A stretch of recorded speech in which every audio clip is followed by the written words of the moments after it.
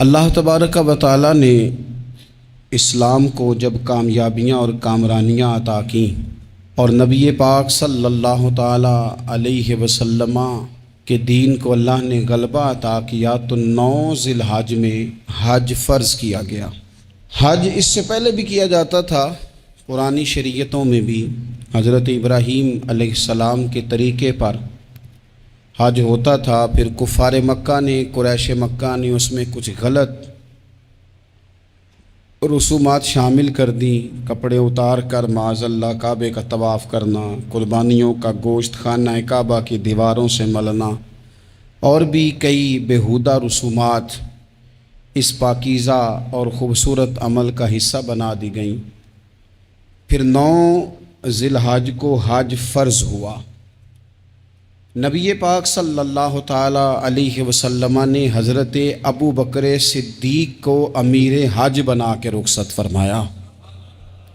دیکھیں کہاں کہاں محبوب انہیں اپنا نائب بناتے ہیں۔ اب 9 کو تو حضور نے حضرت ابو بکر صدیق کو امیر حج بنایا اور پھر اعلان فرمایا، جہاں جہاں مسلمان آبادیاں تھیں وہاں اعلان کر دیا گیا کہ آئندہ سال رسول پاک علیہ السلام خود حج کے لیے تشریف لے جائیں گے۔ اب ایک بڑی تعداد مسلمانوں کی جمع ہونے لگی۔ ذی قعدہ کے آخری ایام میں ہزاروں کی تعداد میں لوگ مدینہ شریف میں جمع ہو گئے۔ ظہر کی نماز کی ادائیگی کے بعد سیرت نگار کہتے ہیں کہ 28 ذی قعدہ تھی، نبی پاک علیہ السلام ظہر پڑھ کے حج کے لیے نکلے، اور جہاں آج ذوالحلیفہ ہے، ابیار علی جس جگہ کو کہتے ہیں، میقات مدینہ بھی کہا جاتا ہے، وہاں اللہ کے محبوب نے پہلے رات گزاری۔ وہیں پہ نبی پاک صلی اللہ تعالی علیہ وسلم نے احرام باندھا، حضور تشریف لے گئے۔ یہ حج قران تھا۔ نبی پاک صلی اللہ تعالی علیہ وآلہ وسلم کے ساتھ اس طرح لوگ امڑ کے آئے، جہاں جہاں سے لوگ تھے مسلمان وہ سارے جمع ہوئے حضور کے ساتھ اللہ کی بارگاہ میں حاضر ہونے کے لیے۔ 1,40,000 صحابہ، یہ ایک ہی دفعہ صحابہ کا اتنا بڑا مجمع جمع ہوا ہے، ایک ہی دفعہ۔ اور حضور علیہ السلام کی خواہش تھی کہ یہ سارے لوگ وہاں پہنچیں۔ محبوب کریم علیہ السلام 4 ذی الحج کو حضور علیہ السلام نے طواف کیا، صفا مروہ کیا، احرام نہیں کھولا، قربانیاں ساتھ تھیں، چونکہ یہ حج قران تھا۔ اللہ کے رسول صلی اللہ تعالی علیہ وآلہ وسلم نے پھر 8 ذی الحج کو ظہر کی نماز جا کے منا کے میدان میں ادا کی۔ 9 ذی الحج کو مسجد نمرہ کے پاس کوہ صبیر پر جب سورج کی کرنیں چمکیں، قربان جائیں کیا نظارہ ہوگا۔ لبیک لبیک کی صدا آ رہی ہے، دیکھ کون رہے ہیں؟ مدینے والے محبوب صلی اللہ علیہ وسلم۔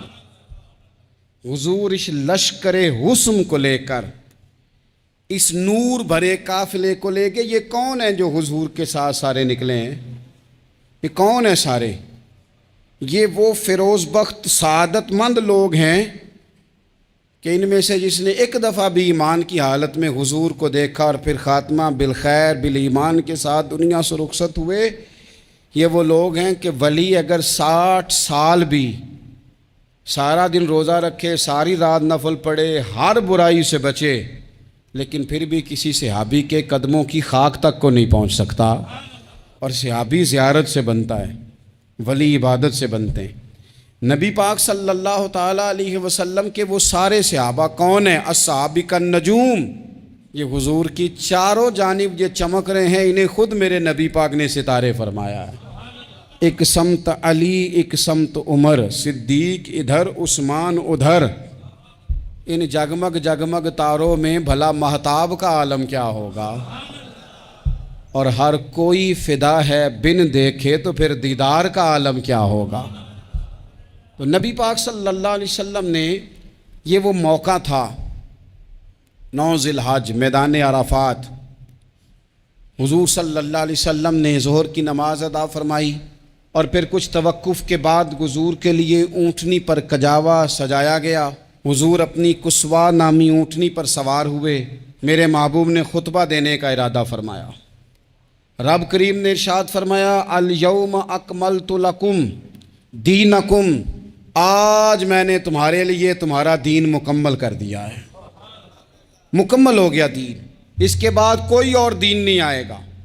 इस आयत ने बता दिया कि हुजूर आखिरी नबी हैं, दीन मुकम्मल हो गया। अब किसी और पैगंबर की, रसूल की, दीन की, किताब की ज़रूरत बाकी।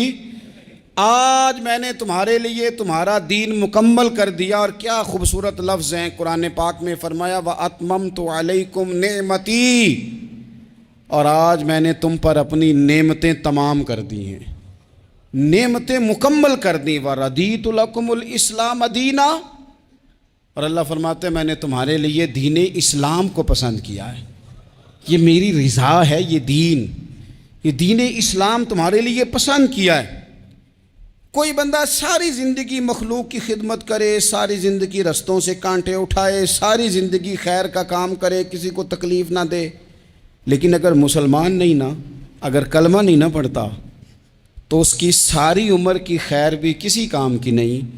इसलिए कि रब फरमाता है जड़ दीन इस्लाम है, जड़ होगी तो फिर शाखें कबूल की जाएंगी ना। तो अगर जड़ ही सिरे से नहीं है तो खैर करने का माना। कुछ लोग कुफार की, मुशरिकीन की तारीफ़ करते हैं कि जनाब बल्ले बल्ले इतने वेलफेयर काम हो रहे हैं, तो याद रखो सबसे ज़रूरी जड़ है। कुरान पाक में रब ताला ने मुनाफिकीन, मुशरिकीन और कुफार के आमाल की बुनियाद इस तरह की बताई है कि जिस तरह पत्थर पर थोड़ी गर्द पड़ जाए, ज़रा हवा का झोंका है या बारिश आए तो पत्थर साफ़ का साफ़ हो जाता है। इनके अमाल इस तरह के हैं। उस खैर का क्या मतलब कि जिस खैर में ईमान ही शामिल नहीं।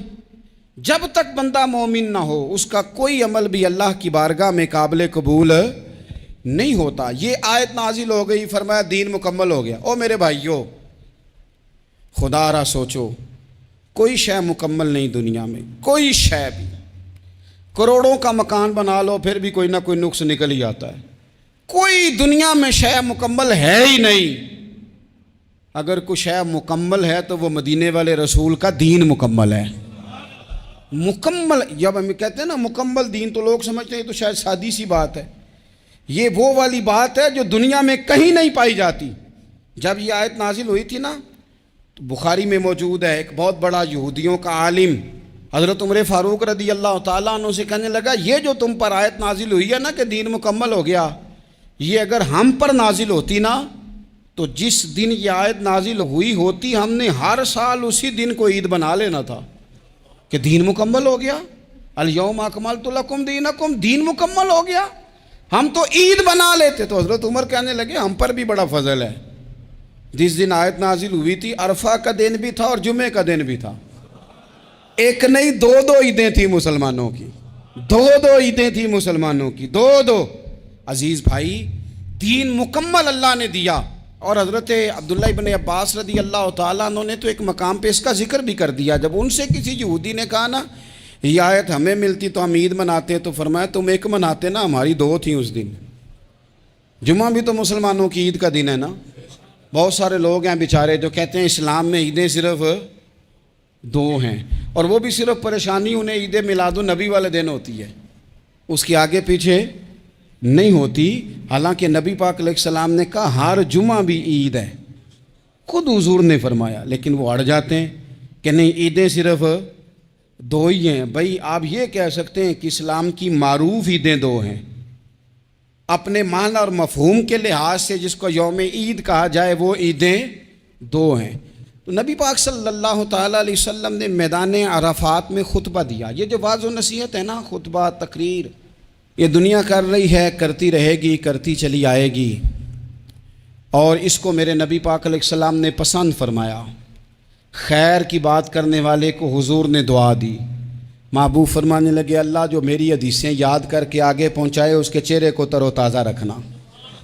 ये इबलागे दीन बहुत बड़ी बात है अगर कोई खुलूस नीयत से करे। लेकिन कायनात अर्ज़ी में वो जो हुजूर का खुतबा हज्जतुल विदा है, वो दस्तूर है, वो मंशूर है। इंसानी हुकूक पर उससे बड़ा चार्टर ना पहले कभी था نہ قیامت تک دوبارہ بن سکتا ہے۔ اس کو خطبہ حجۃ الوداع کیوں کہتے ہیں؟ ایک تو مطلب یہ کہ حضور نے یہی آخری حج کیا، اور دوسری بات یہ تھی کہ اس خطبے کے تھوڑے ہی عرصے بعد میرے نبی پاک نے وصال ظاہری فرمایا، اور اس خطبے کو رسول پاک صلی اللہ تعالیٰ علیہ وسلم نے شروع کہاں سے فرمایا؟ یہ خطبہ دیکھیں شروع کہاں سے ہو رہا ہے۔ انسان دنیا میں ملتا بھی ہے، جدا بھی ہوتا ہے۔ یہ جو جدائی کا وقت ہوتا ہے نا، جدائی کا، شاید بڑی سوچ سمجھ کے کہا تھا حضرت میاں صاحب نے، بڑی غور کر کے انہوں نے کہا تھا کہ دریا کنڈے روخ نہ لائیے، جو آوے روڑ جاوے۔ آپ میدان میں درخت لگاتے ہیں تو کبھی پھل گرتا ہے تو زمین پہ گرتا ہے، اٹھا لیتے ہیں۔ اگر دریا کے کنارے ہو تو وہ تو دریا میں گرے گا اور روڑ جائے گا، چلا گیا، بہہ گیا۔ فرمانے لگے دریا کنڈے روخ نہ لائیے، جو آوے روڑ جاوے، تے پردیسی نال نہ یاری لائیے، او دا جدوں دل کرے ٹر جاوے، وہ تو چلا جاتا ہے۔ یہ خطبہ شروع کہاں سے ہو رہا ہے؟ یعنی ابھی آغاز کلام ہے، بات آگے آئے گی، آغاز کلام ہے۔ میں کہہ چکا ہوں ولی شاید عبادت کر کے بنے، تقوی اختیار کر کے بنے، ولی اللہ کی حرام کردہ ہر شے سے اجتناب کر کے بنے، وہ جس میں شبہ ہے اس سے بھی بچے تو پھر ولی بنے۔ لیکن صحابی تو حضور کی زیارت سے بنتا ہے نا، نبی پاک کی زیارت سے بنتا ہے، اور صحابہ تو وہ صحابہ تھے جن کی ہر صبح عید ہوتی تھی، خدا کا قرب حاصل تھا، نبی کی دید ہوتی تھی۔ وہ تو اس طرح کا ماحول تھا کہ نبی پاک نے فرمایا حضرت ابو ہریرہ سے یہیں بیٹھے رہتے ہو، تھوڑا ذرا کبھی کوئی کام بھی کر لیا کرو، وقفے سے ملنے سے محبت بھی بڑھتی ہے۔ تو حضرت ابو ہریرہ اٹھے اور ستون کے پیچھے سے ہو کے واپس آ گئے۔ فرمایا آ گئے ہو؟ عرض کی حضور دل ہی نہیں لگتا تو جائیں کہاں؟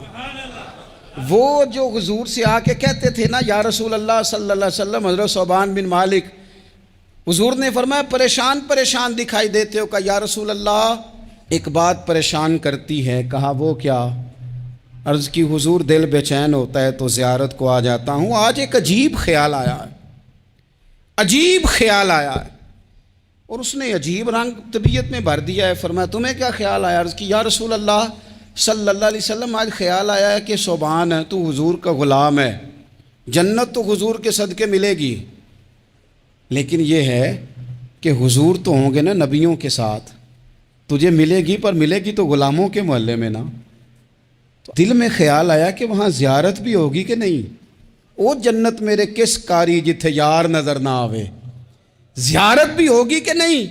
حضور کی بارگاہ میں جب حضرت ثوبان نے عرض کی تو رب کریم نے فرمایا محبوب جو تیری اور تیرے رب کی اطاعت کرے نا، اولئک انعم اللہ علیہم من النبیین والصدیقین والشہداء والصالحین، فرمایا ان کو اللہ نبیوں کے، صدیقین کے، شہداء اور صالحین کے ساتھ ہی جنت میں اکٹھا فرمائے گا، وہ اکٹھے رہے۔ تو جن کو تو جنت میں بھی حضور کی زیارت کے بغیر چین نہیں تھا، ان کو حضور نے خطبہ حجۃ الوداع شروع کرتے وقت پہلا جملہ پتہ کیا کہا؟ حضور اونٹنی پہ ہیں، احرام باندھا ہوا ہے، 1,40,000 کم و بیش غلام سامنے کھڑے، عرفات کا میدان۔ محبوب فرمانے لگے پہلا جملہ، جو درد والے تھے وہ تڑپ گئے، یہ سارے درد والے تھے لیکن کچھ زیادہ مزاج شناس تھے۔ محبوب نے پہلا جملہ کہا، حضور فرمانے لگے لوگو جس طرح آج اکٹھے ہوئے ہیں شاید اس کے بعد دوبارہ ہم اکٹھے نہ ہوں۔ پہلا اعلان ہی کر دیا کہ یہ تمہارے ساتھ جو آج خطبہ ہے نا، اس میں اشارہ دے دیا کہ دوبارہ نہیں جمع ہوگے، اگلا حج نہیں کرنا، بس ختم ہوئی بات۔ یہ آخری پہلی بات ہی حضور نے یہ بیان کی۔ اب وہ اتنے دل نرم ہو گئے حضور کی بات سن کے، آنکھوں میں آنسو اس طرح آ گئے، طبیعت کا میلان اتنا بڑھ گیا کہ ہر ایک کا دل کشکول بن گیا، ہر طرف سے آہیں اور سسکیاں ہیں کہ حضور کے وہ جملے یوں صحابہ لے رہے تھے جب آپ سے کوئی کہہ دے کہ بھائی یہ وقت بس آخری ملاقات کا ہے، تو پھر انہوں نے وہ تو حضور کی ہر بات ہی توجہ سے سنتے تھے، پر یہاں جو انداز بن گیا وہ انوکھا بن گیا۔ فرمایا شاید دوبارہ ملاقات نہ ہو۔ پھر میرے کریم محبوب صلی اللہ تعالیٰ علیہ وسلم نے فرمایا جس طرح تمہارے لیے یہ شہر حرمت والا ہے، مکہ حرمت والا ہے نا، ایک نیکی کرو تو مکے میں 1,00,000 کا ثواب حرم مکہ میں، ایک گناہ کرو تو وہ بھی 1,00,000 لکھا جاتا ہے، حرمت والا ہے، بڑی عزت والا ہے۔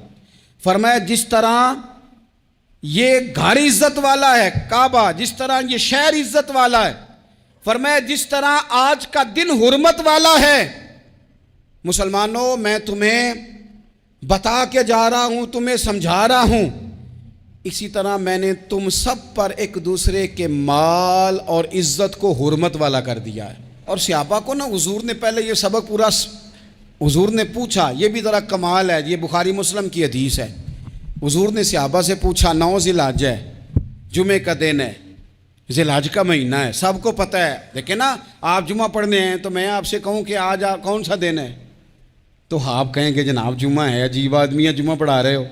لیکن جو صحابہ کا انداز ہے وہ اور ہے۔ حضور نے پوچھا آج یہ کون سا مہینہ ہے؟ یہ ادب ہے، یہ مقام ہے، یہ وہ مقام ہے جہاں بہت سارے صرف عقل والے بندے جو ہوتے ہیں نا وہ بیچارے گرتے پڑتے ہیں اور کہتے ہیں جی بات آتی ہو تو بتانی چاہیے، یہ کیا بات ہوئی جی، بندہ بولے ہی نا، یہ کیا لیکن کچھ لوگ ایسے ہیں جن کا دھارہ ادب کچھ اور ہوتا ہے، انہیں ڈھیروں باتیں بھی آتی ہوں تو ہر جگہ بات کرنے کی نہیں ہوتی، سب جگہ کہانیاں سنانے کی نہیں ہوتی۔ حضور نے فرمایا کون سا مہینہ ہے؟ قربان جائیں بھیا کو زبان ہو کے کہنے لگے واللہ و رسولہ عالم، اللہ جانے اللہ کا رسول جانے، سانو تے قید سجن دا گہنا ہے، او جنج رکھے اساں اونج رہنا ہے، ہمیں کیا پتا؟ پوچھا کسی نے، لکھا ہے صوفیاء نے، کسی نے پوچھا تمہیں پتہ نہیں، کہنے لگے چپ کر، ہمیں کیا پتا کون سا مہینہ ہے؟ تو حضور نے فرمایا آج تاریخ کون سی ہے؟ بھائی صاحب کو پتا تھا نا 9 ذی الحج کو ہی حج ہوتا ہے، کون سی تاریخ ہے؟ کہا واللہ و رسولہ عالم، اللہ جانے اللہ کا رسول جانے، قربان جائیں۔ حضور نے پوچھا دن کون سا ہے؟ سب کو پتا ہے جمعہ ہے، کہنے لگے واللہ و رسولہ عالم، اللہ جانے اور اللہ کا۔ وہ صحابہ بتا کیوں نہیں رہے؟ تو اہل محبت کہتے ہیں صحابہ کا جواب یہ تھا ہمیں کوئی مہینوں سے غرض ہے، ہمیں کوئی دن سے غرض ہے، ہمیں کوئی تاریخ سے غرض ہے؟ حاجیو آؤ شہنشاہ کا روضہ دیکھو، کعبہ تو دیکھ چکے، کعبے کا بھی کعبہ دیکھو، ہمیں تو محبوب سے غرض ہے۔ مہینہ تھا ذی الحج کا، اگر حضور کہہ دیتے ذی الحج نہیں ذی قعدہ ہے تو ہم نے ذی قعدہ ہی بنا لینا تھا۔ تاریخ تھی 9، اگر حضور فرما دیتے 11 ہے تو ہم نے 11 ہی بنا لینی تھی۔ دن تھا جمعے کا، اگر حضور کہتے پیر ہے تو ہمیں کیا لگے؟ ہمیں تو محبوب کی رضا چاہیے۔ آپ دیکھیں نا ایک صحابی کے ہاتھ ذرا لمبے تھے تو حضور نے فرمایا یا ذوالیدین، او لمبے ہاتھوں والے۔ ان سے کوئی پوچھتا نام کیا ہے تو کہتے میرا نام ہے 2 ہاتھوں والا۔ او بھائی میرے بھی 2 ہیں، تم کیوں 2 ہاتھوں والا؟ کہنے لگے یہ نہیں مجھے پتا، مجھے نبی پاک نے کہا 2 ہاتھوں والا۔ تو ٹھیک ہو گئی جو حضور نے نام رکھ دیا۔ تو حضور سید عالم نے پوچھا، پھر حضور نے حرمت یاد کرائی، فرمایا یاد رکھو یہ دن بھی بڑی عزت والا ہے، جمعے کا ہے، یہ مہینہ بھی بڑی حرمت والا ہے، ذی الحج کا ہے، یہ تاریخ بھی بڑی حرمت والی ہے، لیکن فرمایا جس طرح اس دن کی، اس شہر کی، اس مہینے کی تم نے عزت کرنی ہے، اسی طرح ایک دوسرے کے مال کا، ایک دوسرے کی عزت کا تم نے پاس کرنا۔ مسلمان بھائیوں خدا را یہ حضور کہہ رہے ہیں یار، نبی پاک نے کعبہ کے سامنے کھڑے ہو کے فرمایا بیت اللہ تیری بڑی شان ہے، تیرا بڑا مرتبہ ہے، لیکن فرمایا میرے مومن کی عزت رب کی نظر میں کعبے سے بھی زیادہ ہے۔ ہم کیسے بیٹھ کے یار، ہم کیسے جرأت کرتے ہیں کسی کی پگڑی کھولنے کی کونے میں بیٹھ کے؟ ہم اپنے گھر بیٹھ کے کسی پر تبصرہ کر گئے، کسی بندہ مومن کی عزت اچھال گئے، بالکل پتہ نہیں تھا بات کا اور ہم نے کہانی بنا دی پوری کی پوری، داستان سرائی کر گئے۔ صبح سے شام تک ہماری گپ شپ کا عنوان کیا ہے؟ کسی نہ کسی کا شکوہ، کسی نہ کسی کی شکایت، یہ ہماری گپ شپ ہے۔ خدا را حضور نے تو خطبہ حجۃ الوداع میں پہلا سبق یہ دیا تھا کہ میرے جانے کے بعد ایک دوسرے کی عزت کرنا، اور اسی خطبے میں ایک جگہ پہ فرمایا یہ نہ ہو کہ میرے جانے کے بعد تم ایک دوسرے کی گردنیں مارنے لگ جاؤ، ایک دوسرے کی عزتوں کا خیال کرنا، پاس کرنا۔ مسلمانوں میرے عزیز بھائیوں بزرگوں، عزتوں کا دفاع شروع کریں، تھوڑی دیر کے لیے اپنی زبان لوگوں کے اوپر تبصرہ کرنے سے کنٹرول میں لائیں. کچھ چیزیں ایسی میں مختلف شہر